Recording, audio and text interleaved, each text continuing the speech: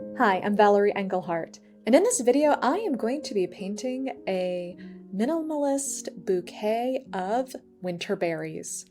I think this is my first time doing a bouquet in a vase on this channel, and it's been a long time since I've done flowers in a vase, like, at all. What am I saying, flowers? This is more like foliage. But let's get into the techniques. So I'm starting with some Daniel Smith permanent red, and I'm just going to paint from my palette. It's such a small study that going from a dried palette is perfectly acceptable. And I'm using a small synthetic size 2 mimic brush, and I am painting almost like a pair of parentheses in red. And then I'm going in with my favorite go-to brush with just clean water and filling in that middle, and that's to create the rounded form of the berry. And of course I smudged some of it with my hand, so I just bled it away, gave it that atmospheric effect, which is what I wanted to do at some point in the painting anyway. I guess having my hand smudge it was a good thing. Now I need to be careful because this is drying faster than I anticipated. If you notice that berry, it's at the very bottom right now, you can still see the parentheses. But it's fine. We're gonna watercolor this in layers. So now I have a clean brush, but it's damp, not wet, and I'm using a paper towel to control moisture. And what I am doing is, with a curved brush stroke, putting a little bit of shine on that berry. I don't want it to be stark. If I wanted to, I would probably just go in with gouache later, but all of this is just going to be 100% watercolor. Now, I don't know all of the colors that I used in this. This is a complementary color scheme of red and green, very popular for the wintertime. But I'm just pulling from my palette, and I don't remember what all the colors are. Heck, with some of those much darker pucks of paint, I have no idea what they are, so I'm actually on the side testing in one of those wells. What colors are those even? And so I finally find one that looks like a green, and this one I believe is by Rockwell Art called Limu Green Brown. And it's a nice, cool, earthy green color, perfect for, well, winter foliage. And I'm doing broken lines for the stems. When I paint, I like having some things to the imagination, and so doing some broken stems are preferable to me. Now, I am using the green that is there to do the vase, and this is it kind of almost looks like a tumbler cup, and it's like a white, maybe like a porcelain, but it's not super shiny. But because it's white, how do you paint white in watercolor? Well, you paint with reflections. So I'm using whatever colors are already available, and I'm painting the shadows. Now, one of the ways that I usually like to paint white is either have an atmospheric gouache or just suggestion, but in this case I am painting positively, not negatively.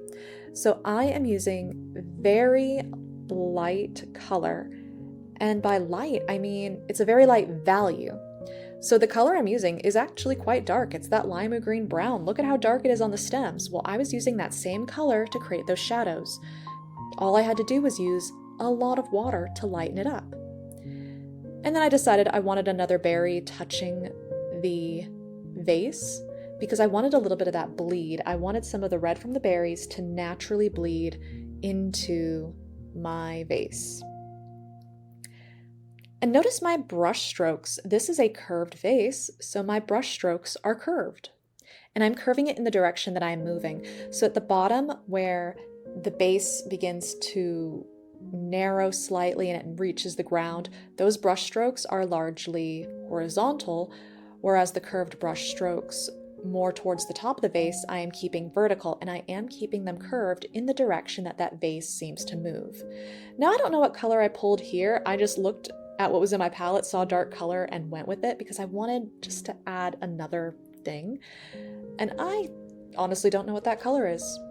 But if you create your own palette, like I do, I pick colors that go well together, even if I don't know what the color is. It's a little bit of a gamble, but it works for me. What is most important?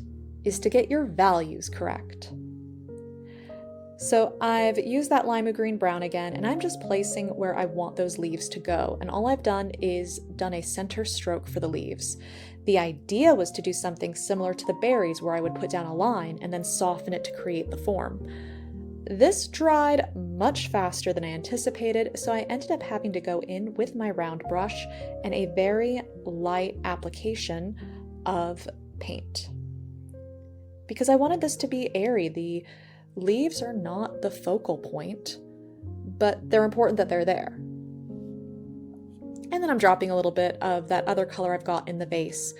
When using multiple colors, especially when introducing a new color and you don't know what that color is, popping that color into a couple different spots of the painting brings color harmony and cohesion.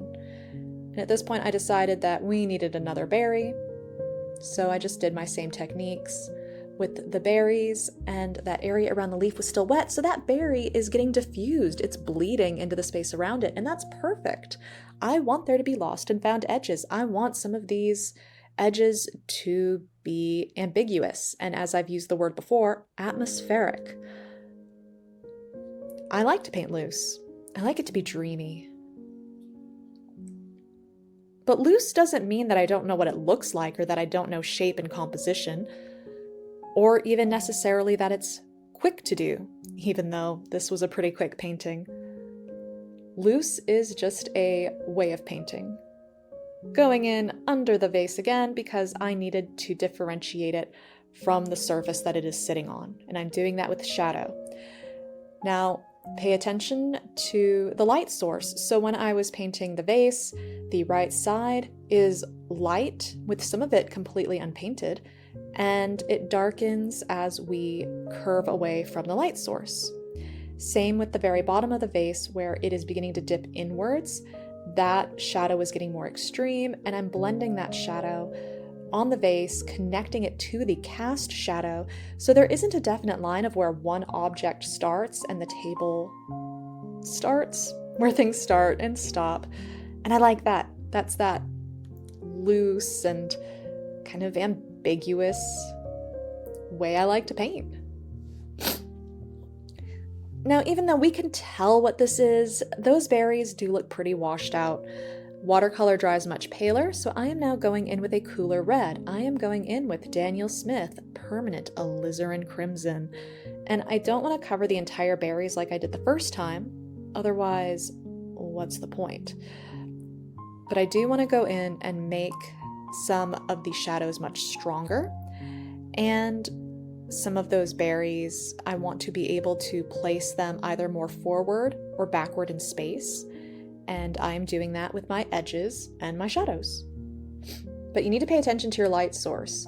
If I were putting the shadows on places of the berries that did not mimic where the light is coming from, as we can see on the vase, it would look confusing. Even if we would look at the painting, something would seem off. Even if we couldn't consciously figure it out, our brains would figure out, nah, something's wrong, something ain't right. So when painting, be cognizant of where that light is coming from. And it's easiest to paint, especially if you're using your imagination, imagining one point of light. However, there will be times when there are multiple light sources creating contrasting shadows, and that can get more confusing. Doesn't mean you can't do it, but I find it a lot easier to use a single, dominant, super easy to tell what it is kind of a light source.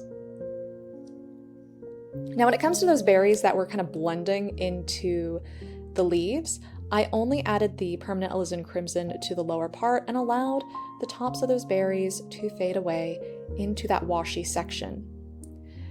Now I've grabbed my size 2 round brush and I'm putting those little bitty dots on the end of those berries, with the exception of one of the berries that I want bleeding into the leaf. And then I've just got my clean, damp brush and I'm softening the part of that dot that connects to the berries. Just keeping things really soft. And then I decided that those leaves needed more detail going on. And as with the stems, I'm doing broken lines. And then I wanted to do the same thing that I tried before, was doing that center line and bleeding it out. But again, that just didn't really work for me. So I had to go in with my round brush and pull in more color. And I forgot to mention, the paper I am using is Arteza Pro watercolor paper. It is 140 pounds, and this was part of an 11 by 14 piece of paper that I cut in half. I like this paper. It is a good budget paper, but it holds up well, and I like how my watercolor shows on it. It is a cold press paper, so it shows off granulation quite nicely. All in all, I would say if you are in the market for a budget paper, I would recommend the Arteza paper. But Arteza Pro, there's like a couple types. One of them I do not like at all. So get the Pro watercolor paper. And anyway, here's the finished painting. So if you liked this video, press that like button so I know to make more like this. And if you want to see more, subscribe because I make videos every Thursday. Thanks so much for watching. I'll catch you next time. Bye.